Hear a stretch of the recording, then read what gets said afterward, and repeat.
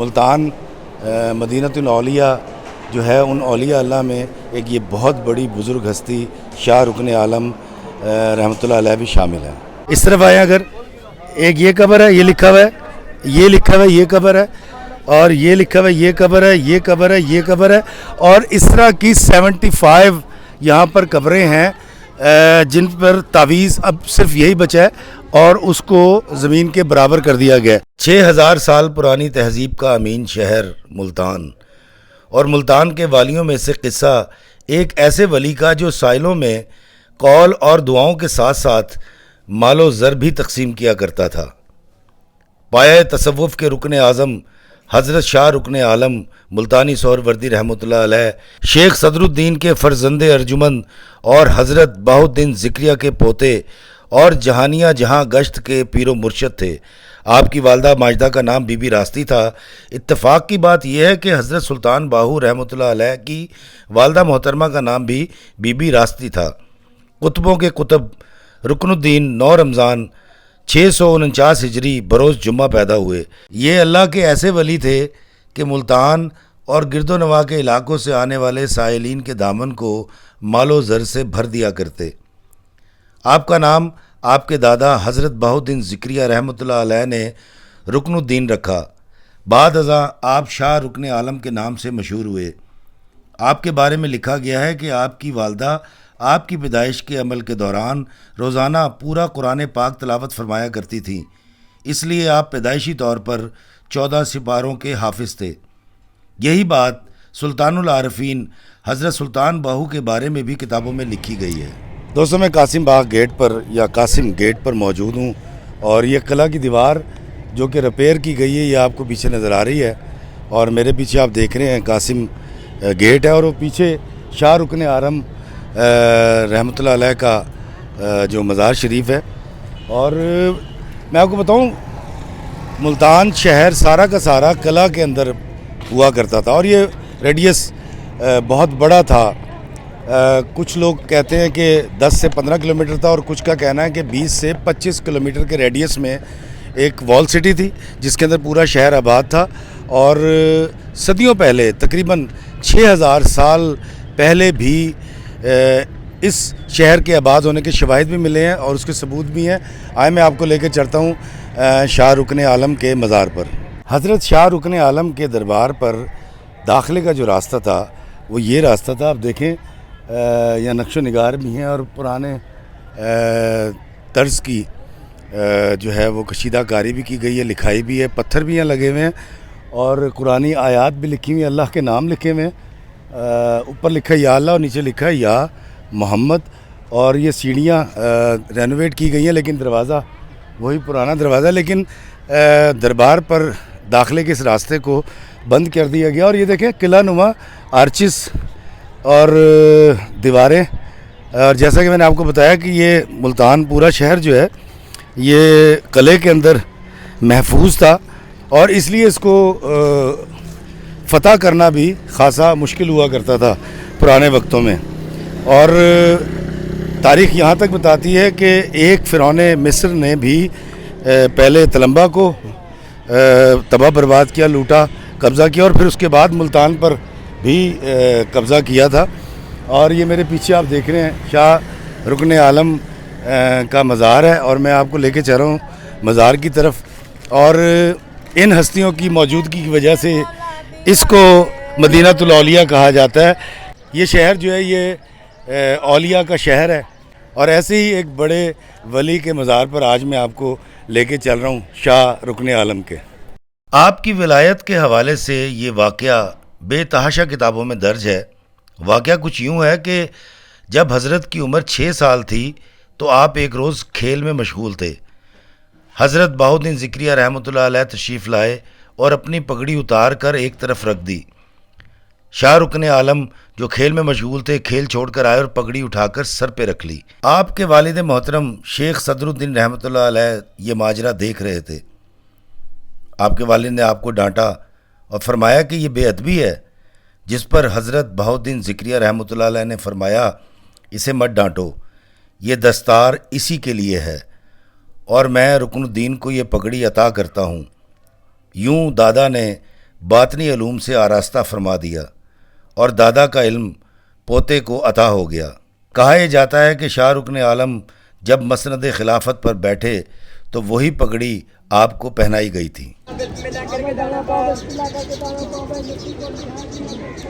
میرے پیچھے آپ دیکھ رہے ہیں، جس طرح میں نے آپ کو پہلے نیچے سے دکھایا، اب میں اوپر سے آپ کو دکھا رہا ہوں کہ پیچھے میرے دروازہ ہے یہاں پر داخلے کا، اور وہ داخلے کا راستہ وہاں سے آ کر اور یہاں سے گزرا کرتا تھا، اور یہ دیکھیے، اور اب اس راستے کو بند کر دیا گیا، اور وہ سامنے جو جگہ ہے وہاں پر نماز ہوتی رہی ہے۔ یہ یہاں کی پرانی مسجد بھی ہے، اور اس جگہ کے حوالے سے ایک بات کہی جاتی ہے، اور وہ یہ ہے کہ جو آج کے دور کے صوفیہ کرام جو کہ مراقبہ کرنا چاہتے ہیں یا تحصیل علم کے لیے یہاں پر آتے ہیں، ان کا یہاں پر آنا، یہاں پر بیٹھنا بڑا سودمند ثابت ہوتا ہے، اور ان کی منزلیں یہاں پر طے ہوتی ہیں۔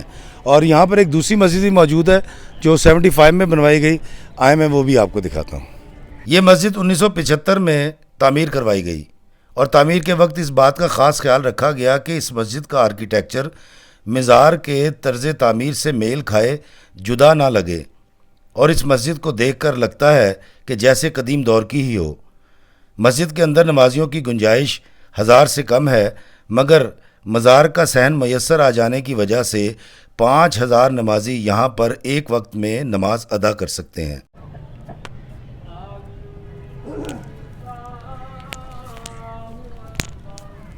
یہ جو دیے جلائے جاتے ہیں یہاں پر، اس کا یہاں آنے والوں کا عقیدہ یہ ہے کہ یہاں سے تیل لے کر جسم پہ لگانے سے صحت ہوتی ہے اور ایپ چلے جاتے ہیں جسم کے، لیے دیے جلائے جاتے ہیں۔ یہ دیکھیں، یہ اس طرح اور یہ منت مانی جاتی ہے۔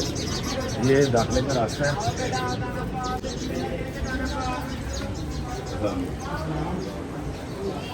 آپ کے مزار شریف میں داخل ہوتے ہی ہر شخص یہ سوچنے لگتا ہے کہ ایک فقیر کا مزار اتنا بڑا، اتنا کشادہ، شاہوں جیسا کیوں ہے؟ آپ درست سوچ رہے ہیں۔ یہ مقبرہ اس وقت کے سلطان غیاث الدین تغلق نے اپنے لیے بنوایا تھا تاکہ وہ یہاں دفن ہو سکے، مگر وہ دہلی میں مر گیا اور اسے وہیں دفنا دیا گیا۔ اس کے بعد فیروز شاہ تغلق نے یہ جگہ آپ کو دے دی تاکہ آپ اپنے معاملات زندگی یہاں پر گزاریں، اور آپ اپنی حیات مبارکہ میں لوگوں سے یہاں ملا کرتے تھے، عبادات ہوا کرتی تھیں، اور رشد و ہدایت کا سلسلہ جاری رہا۔ مگر آپ کی وفات کے بعد آپ کو حضرت بہاؤالدین ذکریہ کے قدموں میں دفنا دیا گیا۔ پھر ایک بشارت کی صورت میں محمد شاہ تغلق نے آپ کو یہاں پر دفنا دیا، اور وقت کے حقیقی سلطان کو انتقال کے بعد ان کے شایان شان جگہ پر دفن کر دیا گیا۔ میرے پیچھے آپ دیکھ رہے ہیں، یہ کہا یہ جاتا ہے کہ شاہ رکن عالم کا یہ مصلی ہے، اور بڑا خوبصورت لکڑی کا کام ہے اسی وقت کا، اور صدیاں گزرنے کے باوجود یہ کام خراب نہیں ہوا۔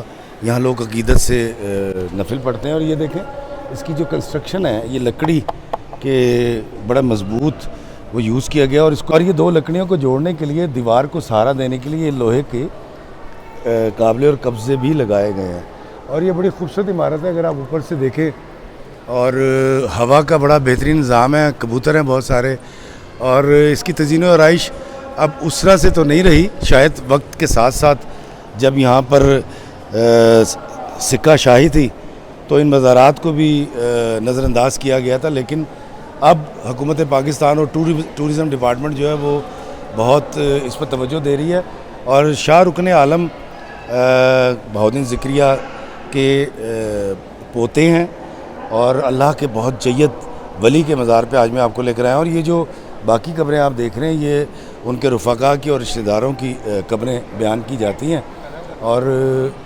ملتان مدینۃ الاولیاء جو ہے، ان اولیاء اللہ میں ایک یہ بہت بڑی بزرگ ہستی شاہ رکن عالم رحمۃ اللہ علیہ بھی شامل ہے۔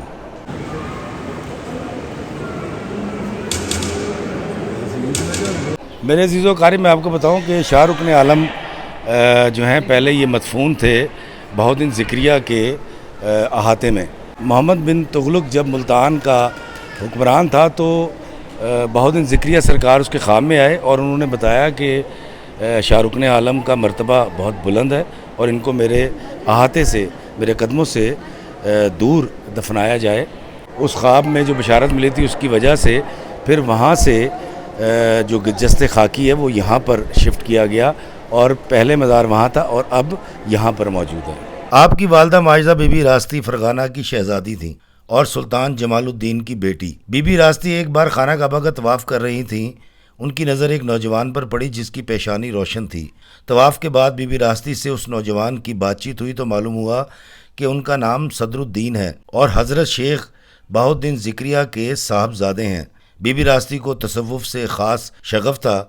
واپسی پر فرغانہ جا کر اپنے والد محترم سلطان جمال الدین سے حضرت بہاء الدین ذکریہ کا ذکر کیا اور سلطان جمال الدین اپنی بیٹی بی بی راستی کو لے کر ملتان آ گئے. حضرت بہاء الدین ذکریہ سے ملاقات کے بعد بی بی راستی نے علم کی بہت ساری منزلیں طے کیں اور خاندان ایک دوسرے سے ملنے لگے اور یوں بی بی راستی کا نکاح شیخ صدر الدین سے ہو گیا. تغلق نے جب سرکار کا جسد خاکی یہاں پر منتقل کیا تو یہاں پر سارا قبرستان تھا. جب ان قبروں کو زمین کے برابر کیا گیا تو 75 قبریں ایسی تھیں جن کے اندر جو میت تھی وہ بالکل ٹھیک تھی اور ان کا کفن پر مٹی تک نہیں تھی، داغ نہیں تھا اور خوشبو آ رہی تھی ان قبروں سے. تو پھر کیا یہ گیا کہ ان قبروں کو ویسے ہی بند کر دیا گیا اور یہاں میں آپ کو دکھاتا ہوں کہ قبروں کے اوپر قبر لکھ دیا گیا ہے اور آپ یہ دیکھیں یہاں سے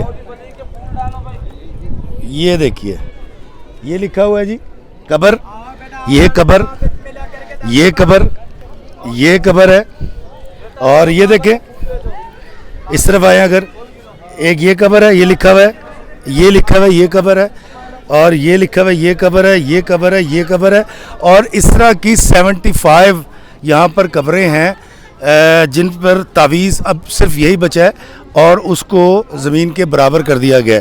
اور یہ جو راستہ میرے پیچھے آپ دیکھ رہے ہیں یہ اس مقبرے کے اوپر جاتا ہے اور بڑا ہی خوبصورت آرکیٹیکچر ہے اور بادشاہ وقت نے اس کو اپنے لیے بنوایا تھا. حضرت شاہ رکن عالم محبوب الہی یعنی نظام الدین اولیاء اور امیر خسرو رحمۃ اللہ علیہ کے نہایت قریبی رفیق تھے. یہ دوستی اس حد تک تھی کہ نظام الدین اولیاء اور امیر خسرو کے انتقال کے بعد نماز جنازہ بھی شاہ رکن عالم نے پڑھائی.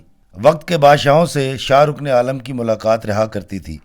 جب بھی دہلی جاتے تو دہلی کا سلطان آپ کی خدمت میں لاکھوں روپے پیش کرتا جو آپ واپسی پر غریبوں، یتیموں اور ضرورت مندوں میں بانٹ دیا کرتے. کسی نے شیخ سے پوچھا آپ فقیر ہیں تو بادشاہوں سے نیاز مندی کیا مانی؟ تو شاہ رکن عالم نے فرمایا کہ جب میں دہلی جاتا ہوں تو سائلین اپنی درخواستوں سے میری سواری کو بھر دیتے ہیں. میں ایک قاصد کی حیثیت سے وہ درخواستیں سلطان ہند تک پہنچا دیتا ہوں. سلطان ہند ضرورت مندوں کی حاجات پوری کر دیتا ہے. میرا کیا جاتا ہے، مجھے بس اپنی طبیعت کی مخالفت کرنی پڑتی ہے نہ چاہتے ہوئے بادشاہوں سے ملنا پڑتا ہے، مگر ہزاروں اللہ کے بندوں کی داد رسی ہو جاتی ہے تو یہ سودا مہنگا نہیں. ایسے تھے ہمارے شاہ رکن عالم رحمۃ اللہ علیہ.